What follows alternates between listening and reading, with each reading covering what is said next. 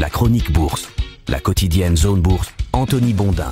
Salut à toutes et à tous, bienvenue dans ce point de marché Zone Bourse du jeudi 10 juillet 2025. Le titre du jour c'est Cuivre et Brésil, même tarif. L'hyperactivité douanière de Donald Trump n'empêche pas les marchés actions de poursuivre leur ascension. Les investisseurs font toujours preuve d'un certain détachement vis-à-vis des événements et après tout, tant qu'ils ne voient pas les signes de la sortie de route économique largement prédite mais toujours invisible, pourquoi s'en préoccuper? La principale victime expiatoire du jour s'appelle le Brésil, même si d'autres pays ont été rangés dans la catégorie des profiteurs de l'Amérique, on va en parler juste après. Mais d'abord, on va parler de marchés qui n'arrêtent pas de monter. Les actions occidentales sont presque unidirectionnelles depuis que quelqu'un, quelque part, a décrété que la redéfinition du commerce mondial par les États-Unis est gérable. Hier, pendant que Donald Trump était occupé à punir de surtaxes plus ou moins élevées les pays qui n'adhèrent pas à son projet, eh bien, le Bitcoin a touché un nouveau record au-dessus de 112 000 $ la piécette. Nvidia a fait une incursion à 4 000 milliards de dollars de capitalisation, ce qui est une première pour une entreprise, et le Nasdaq a défriché des zones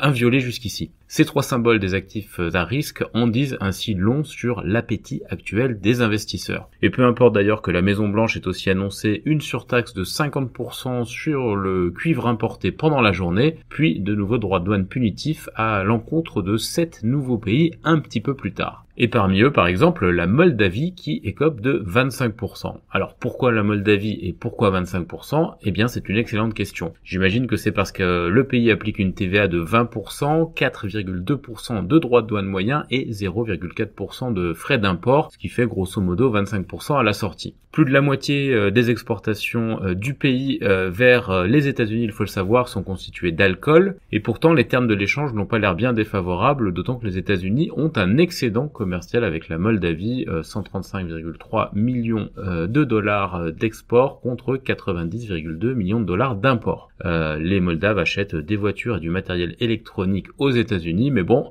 ils prennent quand même 25% de droits de douane. La saga d'ailleurs des surtaxes a continué cette nuit avec la menace d'un tarif douanier de 50% à l'endroit du Brésil. Donald Trump estime que les négociations n'avancent pas assez vite et critique le procès visant l'ancien président Jair Bolsonaro. Il n'aime pas non plus beaucoup que les BRICS s'organisent pour créer un front face aux USA. Alors ce drôle de cocktail fait d'économie, de géopolitique, de souveraineté et d'ingérence entraîne évidemment des tensions. La menace est d'autant plus brutale que le Brésil affiche lui aussi un déficit commercial avec les États-Unis. Mais pour le moment, les investisseurs sont passés du mode panique du début du mois d'avril au mode tout va bien se passer. Mais bon, sans être particulièrement pessimiste, on peut quand même émettre des doutes sur le fait que tous ces droits de douane en cours de déploiement seront indolores pour l'économie mondiale en général et celle des États-Unis en particulier. Se moquer des reculades de Trump en sortant à la moindre occasion la justification taco trade. Le taco trade, je vous rappelle, c'est le marché qui achète parce qu'il pense que le président américain finit toujours par revoir ses ambitions à la baisse. Eh bien, miser sur le taco trade, c'est une chose, mais continuer à raisonner sur cette base alors que les droits de douane commencent à tomber de rue un petit peu partout est un pari qui est de plus en plus risqué. Je reviens quand même sur Nvidia et ses 4 000 milliards de dollars de capitalisation,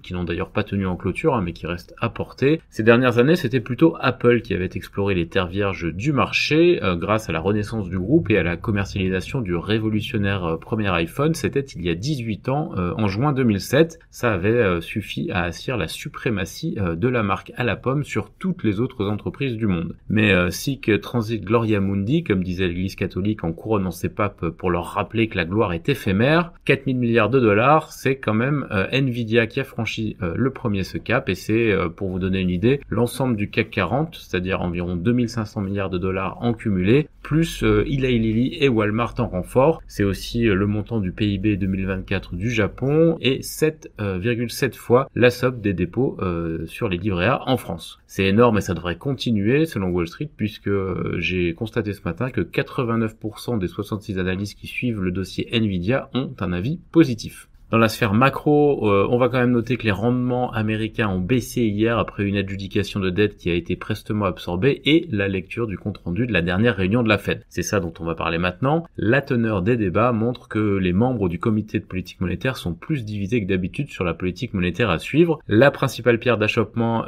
évidemment, elle concerne l'impact des tarifs douaniers sur l'économie. On en revient donc à la problématique générale, tout en constatant que les décideurs se posent les mêmes questions que n'importe quel autre individu individus qui s'intéressent un petit peu à l'économie. Le plus inquiétant est sans doute qu'ils n'ont pas vraiment plus de réponses, mais qu'ils ont uniquement des intuitions. Ce qui est sûr, c'est que le marché a interprété les dissensions à sa sauce. La probabilité d'une baisse de taux en septembre est montée de 65 à 72%. L'Asie-Pacifique ce matin poursuit sur des tendances disparates d'un marché à l'autre, un petit peu comme ce qui s'est passé depuis le début de la semaine. Le Japon et l'Inde sont en baisse, mais les autres places gagnent du terrain. C'est le cas par exemple en Corée du Sud, où le Kospi avance de plus de 1%. C'est la 4e journée consécutive de progression. L'absence d'accord commercial avec les États-Unis est plus que compensée par la vigueur des actions technologiques qui suivent servilement le parcours du Nasdaq. Les indicateurs avancés, eux, ils sont aussi en Europe, malgré le passage dans le rouge des contrats à terme de Wall Street après les annonces de Trump sur le Brésil. En ce qui concerne l'actu des sociétés, en France, Legrand va racheter Cogelec à 29 € l'action. Whiteline Capital a intensifié ses attaques contre Carrefour selon la lettre. Total Energy pour sa part a rejoint le réseau PJM Interconnection aux États-Unis.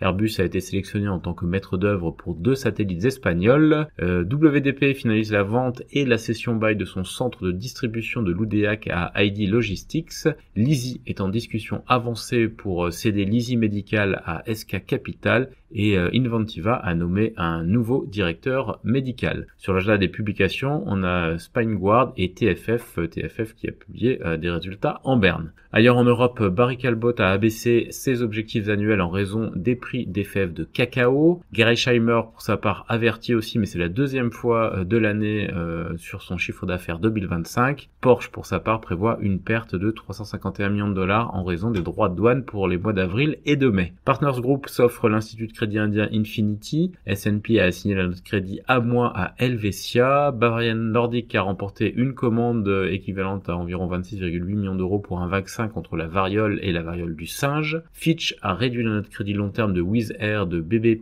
à BB. Alberts va acquérir le groupe GVT en Asie du Sud-Est. Formycon a finalisé le recrutement des patients pour son essai clinique du biosimilaire de Keytruda et Pepco affiche un chiffre d'affaires en hausse au 3e trimestre fiscal. Parmi les autres publications attendues aujourd'hui, on a DCC et Brunello Cucinelli. En Amérique du Nord, le groupe italien Ferrero serait en pourparlers pour racheter le fabricant américain de céréales Kellogg selon le Wall Street Journal. Autodesk aurait pour sa part des vues sur son concurrent PTC. Nvidia prévoit de lancer dès septembre une nouvelle puce IA spécialement conçue pour la Chine selon le FT. Les entreprises chinoises qui ont en effet l'objectif d'installer plus de 115 000 puces IA Nvidia dans une trentaine de centres de données situés dans les déserts de l'ouest du pays. Microsoft réaliserait plus de 500 millions de dollars d'économies grâce à l'IA tout en supprimant des emplois selon Bloomberg. Le FT révèle pour sa part qu'Amazon envisage d'investir davantage dans Anthropic afin de renforcer son alliance dans le domaine de l'IA. Meta est visé en France par l'autorité de la concurrence pour ses pratiques publicitaires. T-Mobile US a fait savoir qu'il va mettre un terme à ses politiques de diversité et Tesla va étendre son service de robotaxi à la région de la baie de San Francisco d'ici 2 mois. Sur l'agenda des publications aux États-Unis, on a Delta Airlines et Levis aujourd'hui. Ailleurs dans le monde, TSMC affiche un chiffre d'affaires de 933,8 milliards de dollars taïwanais au T2, ça dépasse les prévisions a priori. Samsung a lancé la nouvelle génération de son smartphone pliant et Nissan confirme avoir suspendu la production aux États-Unis de 3 modèles vendus au Canada.